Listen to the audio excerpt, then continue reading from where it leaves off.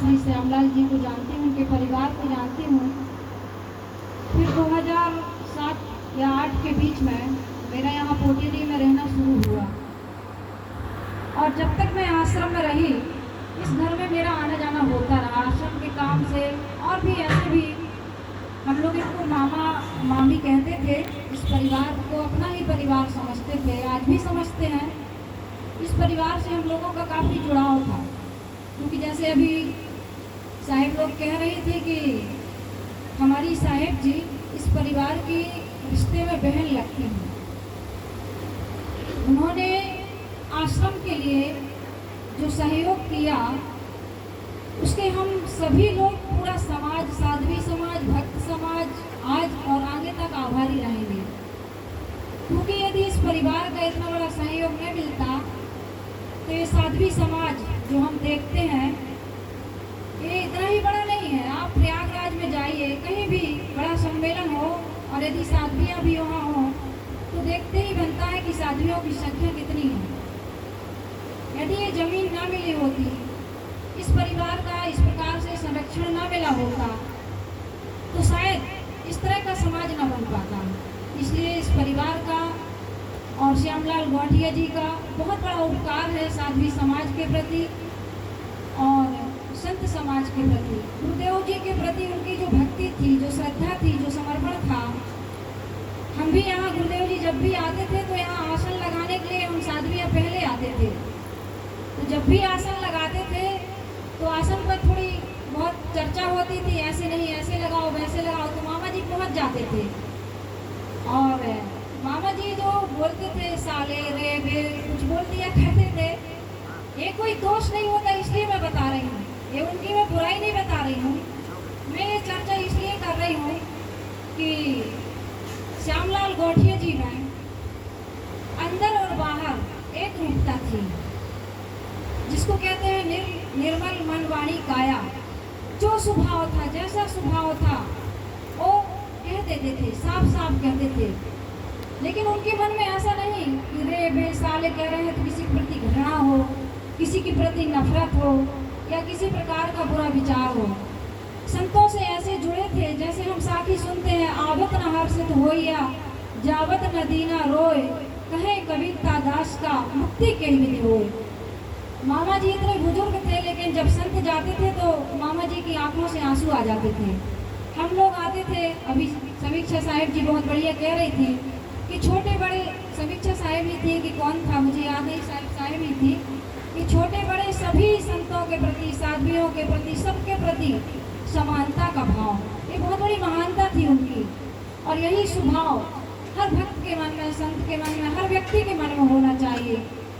तो ऐसे भक्तराज जी की श्रद्धांजलि सभा में जितने भी लोग इकट्ठे हुए हैं, कुछ रिश्तेदार हैं, कुछ परिवार के लोग हैं, कुछ गांव के लोग हैं, जितने भी लोग हैं वो सब रोने और रुलाने वाले हैं। लेकिन संत आते हैं, सांत्वना देते हैं, सच्चाई बताते हैं, वास्तविकता को बताते हैं। संत कहते हैं जहाँ में जब तू आया था सभी रोते तू सभी हंसते तू रोता था, बसर कर जिंदगी ऐसी सभी रोए तू हंसता जा। श्यामलाल गौटिया जी ने ऐसा ही जीवन जिया। कोरोना में शरीर छूटने वालों का देखो कैसा शरीर छूटा, परिवार के लोगों ने छूना नहीं चाहा। कितने परिवार के लोग चाहते रहे लेकिन उनकी बॉडी नहीं मिली, उनकी लाश नहीं मिली। लेकिन श्यामलाल गौटिया जी का जीवन ऐसा, साथ में रहे, साथ में सोए, और सुबह उठकर मामी को उन्होंने कहा, हम लोग मामी कहते हैं महामाता को, महा करके 3 बार आवाज लगाए, पानी दे दो, पानी पिए और शरीर शांत हो गया। ऐसी मौत मिलना सौभाग्य की बात है। हम तो रोज सोचते हैं कि हमें ऐसी मौत मिलना चाहिए, क्योंकि हम तो रोज जानते हैं कि हम रोज क्षण मर रहे हैं, और जिस दिन मरेंगे पूरा इस संसार से जाएंगे, इस तरह से जाए, कोई भूखा मर जाता है, कोई प्यासा मर जाता है, किसी की लाश नहीं मिलती है, उनकी डेड बॉडी कहाँ जाती है, उनका पोस्टमार्टम होता है, पता नहीं, तरह तरह से लाश। इतना बढ़िया ब्रह्म मुहूर्त में शरीर छोड़ना सुबह 4 बजे, जिसको अमृत बेला कहते हैं। न भूखे गए, न प्यासे गए, न तड़पते हुए गए, परिवार के बीच, अपनी पत्नी के बीच, मानो कहकर गए हो कि लाओ मुझे एक गिलास पानी पिला दो और विदा कर दो। इस तरह उनका शरीर छूट गया। ऐसा शरीर छूटना ये दुख की बात नहीं, खुशी की बात है, क्योंकि मरना सबको है। इस तरह की मौत हो जाए तो कोई दुख की बात नहीं है। इसलिए मरने वाला ये संदेश दे करके गया है कि हम सबको संतों के प्रति, भक्तों के प्रति और समाज के प्रति कैसे निर्छल मन से, पवित्र मन से सबके साथ व्यवहार करना चाहिए। इस घर में 3 पीढ़ियां हैं। अभी भी एक पीढ़ी माता जी के रूप में, तीसरी पीढ़ी बची हुई है। तीनों पीढ़ियों में जो जनरेशन का गैप होता है इस परिवार में भी है, होगा नहीं है, सबके घर में होता है, इस घर में भी है। लेकिन मेरा निवेदन है कि बुजुर्गों के पास जो अनुभव है, उनकी जो त्याग तपस्या के द्वारा, परिश्रम के द्वारा उनने जो पूंजी कमाई है, चाहे आर्थिक रूप से हो या व्यक्ति रूप से हो, कि हमारे जीवन में अनुभव है, संपत्ति है, हमारे जीवन में जो कुछ भी अच्छे विचार हैं, अच्छे कर्म हैं, उसका संस्कार है। आने वाली जो नई पीढ़ी है, नई जनरेशन है, उसको उससे सीखना चाहिए, उससे कुछ लेना चाहिए, उनका आदर करना चाहिए, सम्मान करना चाहिए। और इस घर के जो बच्चे हैं, विक्रम है, वीरेंद्र है, नागेंद्र है, ये बड़े हैं। इन लोगों को, इनके पिताजी को, इनकी माताजी को हम बहुत अच्छे से जानते हैं। मेरा निवेदन है कि आप अपने दादा दादी का जो भी अनुभव मिला और आज दादी के रूप में आपको जो मिलेगा उसको लीजिए, उनके पास बैठिए। माताजी कभी ये महसूस न करें कि हम अकेले हो गए हैं, उनको अकेलेपन का एहसास ना हो। आप उनका आदर करिए, उनके साथ बैठिए, उनके अनुभव से अपने जीवन को सुंदर बनाइए।